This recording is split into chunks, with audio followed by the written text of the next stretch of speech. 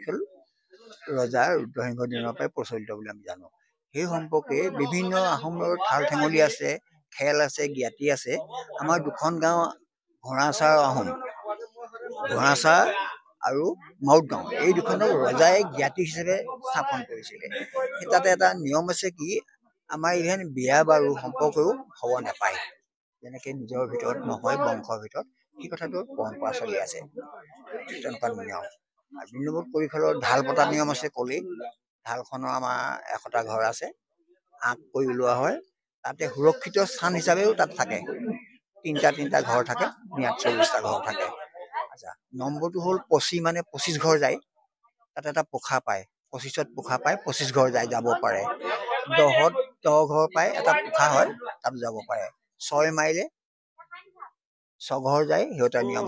আৰু ২ মাইলে ২ ঘৰ যায়, ৩ ৩, ৪ ৪ নম্বৰ হিচাপে যায়। ৫ বুলি নাই তেনেকে, ৭ নাই, ৮ নাই, ৯ নাই, ১০ আছে। এইটো হ'ল আমাৰ হিচাপৰ কথা এটা আছে। সেইমতে ঘড়ীটো কি হয়, খুঁটি থাকে, সেই খুঁটিবিলাক আমি ঘৰে ঘৰে নি থাকোঁ। ১০ মাৰিব লাগিব, ২৫ মাৰিব লাগিব, তেতিয়া জগিলে এটা পোখাহেঁতি জগি ঘড়ীটো সেই হিচাপতে নিওঁ। লাষ্টত যদি সেই সুৰক্ষিত স্থানত নপৰে, পিছৰ ঢালখনে গৈ তেওঁক কাটিবলৈ সুবিধা হয়। পৰিখেল মোৰ জন্মৰ পৰা খেলি আছোঁ। মোৰ জন্ম এতিয়া 73 আপ হৈছে, আৰু দেউতাহঁতে খেলিছিলে, তাৰ পৰাই দেখিছিলোঁ। আমি জন্মৰ পিছতে যেতিয়া সৰু দেখিলোঁ ডাঙৰবিলাকে কৰে এনেকুৱা খেলটো, সেই খেলটো তেতিয়াবা চলে, আমিও চলিলোঁ। ৰজাৰ দিনীয়া সেইটো নিয়ম তেওঁলোকে কৰিছে, ককাহঁতেও খেলিছিলে। আমি সেইকেইটাৰ ভিতৰত অন্য গাঁৱত মই দেখা নাই এতিয়ালৈকে। এই ঘোঁৰাচাৰ মাউত এই দুখন গাঁৱতে এইটো বেছি প্ৰচলিত হৈছে, আৰু ইয়াৰ ইমান এটা চখ আনন্দ আছে নহয়, সেইটো আপোনাৰ বুজাই ক'ব নোৱাৰিম। কৰিখেলৰ অৰ্থটো হ'ল, কৰিটো মুঠি দেখিছে নহয়, ৬টা কৰি হিচাপ হ'লে ৬টা কৰি ওপৰলৈ হ'লে ১২ বুলি ধৰোঁ, ৬টা কৰি তললৈ হ'লে ৬ বুলি ধৰোঁ, ৬টা কৰি তললৈ এটা ওপৰলৈ হ'লে ১২ বুলি ধৰোঁ, আৰু ৬টা কৰি ৫টা ওপৰলৈ এটা তল হ'লে ২৫।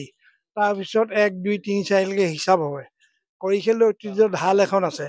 ঢালখনৰ হিচাপবিলাক ঘৰবিলাক পাবই, গাতে ৮ ৯ এনেকৈ চিৰে কৰি, চিৰে ৪ পেটে ১২ এনেকৈ হিচাপ হয়। কিন্তু কৰিখেলৰ ঐতিহ্যটো আমি বিচাৰিলে আহোম ৰজাৰ দিনৰ পৰাই এইটো আহে বুলি ভাবিছোঁ বা ভাবোঁ। এই স্বৰ্গদেউ ৰুদ্ৰসিংহৰ দিনত কৰি পুচি খেলিছিল, ৰংঘৰত বিভিন্ন খেলা খেলিছিল। তাতে আমাৰ এই অঞ্চলত ২টা ঐতিহ্যপূৰ্ণ ঘোঁৰাচোৱা গাঁও আৰু মাউত গাঁও, দুখন খেল আছিল। ঘোঁৰাচোৱা মাউত, এইটো এৰাৰি, বৰ এৰাৰি এনেকুৱা সম্বন্ধ আছিলে, এৰাৰি নাই। তাতে কৰি খেলটো খেলিছিল। এই কৰি খেলটো চ'ত মাহত আৰম্ভ হয়। আমি চ'ত মাহৰ এই উৰুকা আগদিনালৈকে কৰি খেলে। আমাৰ ইয়াত পৰম্পৰা হিচাপে ৰজাদিনীয়া এবিধ খেল, যিটো নেকি ইনডোৰ খেল বুলি ক'ব পাৰি, যিটো আমি আজৰি সময়ত প্ৰায় গধূলি সময়ৰ পৰা প্ৰায় ১০ ১১ ১২ বাজিবগৈ পাৰে, এই সময়খিনি তাৰমানে আমাৰ ডেকাখিনিয়ে বা বুঢ়াও থাকে, সকলো মিলি এটা মানে কি হয়, বিনোদন কৰা হয়। এই খেলখন আমি জনাত পূৰ্বতে ৰজাঘৰীয়া খেল। ৰজাসকলে যেতিয়া যুদ্ধ বিগ্ৰহ ইত্যাদি যাত্ৰা কৰে, তাৰ আগতে এই খেলখনৰ যোগেদি জয় পৰাজয় এটা নিৰ্ণয় কৰে। ধৰি লওক ইয়াত ঢাল ৪খন আছে, ৪খন ঢালৰ পূবা পশ্চিমা উত্তৰা দক্ষিণা।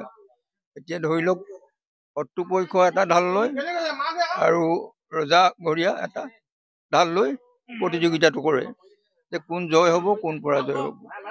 যদি ৰজাঘৰীয়াটো পৰাজয় হয়, তেতিয়াহ'লে যুদ্ধ অলপ অমংগল হয় বুলি ধাৰণা কৰে। হয়তো এই যুদ্ধ যাত্ৰা তেতিয়া অলপ দিন বাৰ তিথি চাই হতাই দিবও পাৰে।